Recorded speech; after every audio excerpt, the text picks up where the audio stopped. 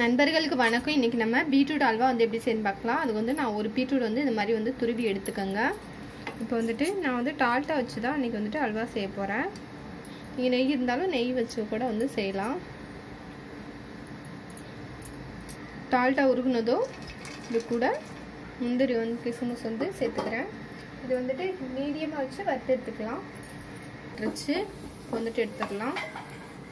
இதே கடாயில் பீட்ரூட் வந்து சேர்த்துக்கிறேன். மீடியமாக வச்சுட்டு சேர்த்துக்கோங்க. இப்போ இது ஒரு 2 நிமிஷம் சிம்மில் போட்டு வதக்கலாம். இப்போ இது கூட வந்துட்டு பால் சேர்த்துடலாம். 2 நிமிஷம் ஆயிடுச்சு, வதக்கியாச்சு. இப்போ வந்து பால் வந்து 200 பால் வந்து சேர்த்துக்கிறேன்.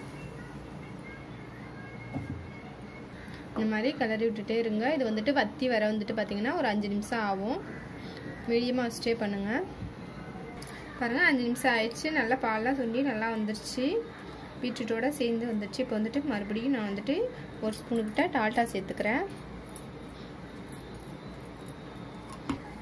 இது கூடயே ஏலக்காய் தூள் வந்து சேர்த்துக்கலாம். இந்த சக்கரை வந்து நான் ஒரு 50 சக்கரை கிட்ட சேர்த்துக்கிறேன். எடுத்து வச்சிருக்கிறேன் முந்திரி திராட்சை இது கூட சேர்த்துக்கலாம்.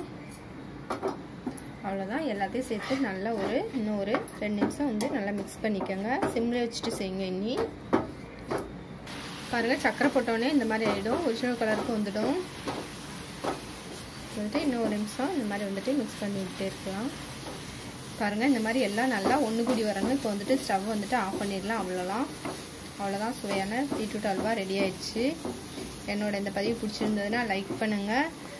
என்னோட பதிவு தொடர்ந்து பார்க்கணும்னு நினச்சிங்கன்னா சப்ஸ்கிரைப் பண்ணுங்கள். இந்த பதிவை முழுமையாக பார்த்தவங்களுக்கு ரொம்ப ரொம்ப நன்றி.